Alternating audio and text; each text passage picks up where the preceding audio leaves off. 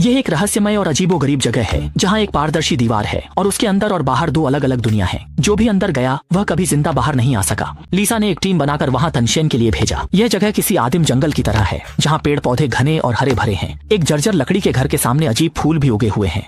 इसी दौरान दरवाजे पर खड़ा एक साथी अचानक घर के अंदर खींच लिया गया। लिसा को कुछ गड़बड़ महसूस हुई। वह तुरंत आगे बढ़कर देखने गई। अच्छी बात यह रही कि समय रहते सभी ने मिलकर साथी को बचा लिया और तेजी से घर के बाहर निकल आए। इसी समय पानी से एक विशाल मगरमच्छ बाहर निकल आया और वह टीम के साथी को चोट पहुंचाने ही वाला था। लिसा ने गोली चलाकर मगरमच्छ का ध्यान अपनी ओर खींचा और उसके सिर पर गोलियों की पूरी बौछार कर दी। कुछ लोग आगे बढ़े और मगरमच्छ का बड़ा जबड़ा खोलने लगे तो हैरानी की बात यह थी कि उसके दांत बिल्कुल शार्क जैसे थे। वे लोग एक छोटी नाव ढूंढते हैं और एक पुराने जर्जर कारखाने में पहुंचते हैं जहां दीवारों पर उगी हुई पौधों और लाशें एक दूसरे में मिल गई हैं। अंधेरा होने के कारण उन्हें रात यहीं रुकना पड़ा। रात को दरवाजे से अजीब आवाजें आने लगीं और कुछ लोग दीवार पर पड़ती अजीब छायाओं को देखकर डरने लगे। एक भयानक दांतों वाला काला भालू उनके पास आया और जैसे ही वह हमला करने वाला था, बाहर खड़े साथी ने बंदूक से ताबड़तोड़ फायरिंग शुरू कर दी। गुस्से में भालू उन पर झपटा, लेकिन उसे आसानी से मार गिराया गया।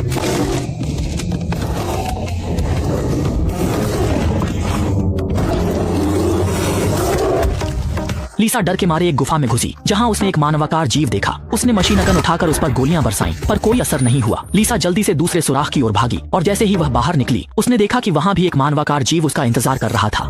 लिसा ने कैमरे के स्टैंड से उस पर हमला करने की कोशिश की, लेकिन उसे एक घूंसा लगा और वह जमीन पर गिर गई। लिसा उठने लगी और हैरानी थी कि वह मानवाकार जीव उसकी हरकतों की नकल करने लगा। लिसा उठकर दरवाजे की ओर भागी, लेकिन वह मानवाकार जीव उसे दबोच लिया। लिसा दब गई कि उसकी सांसें रुकने लगी, लेकिन इसके बाद जो हुआ वह अप्रत्याशित था।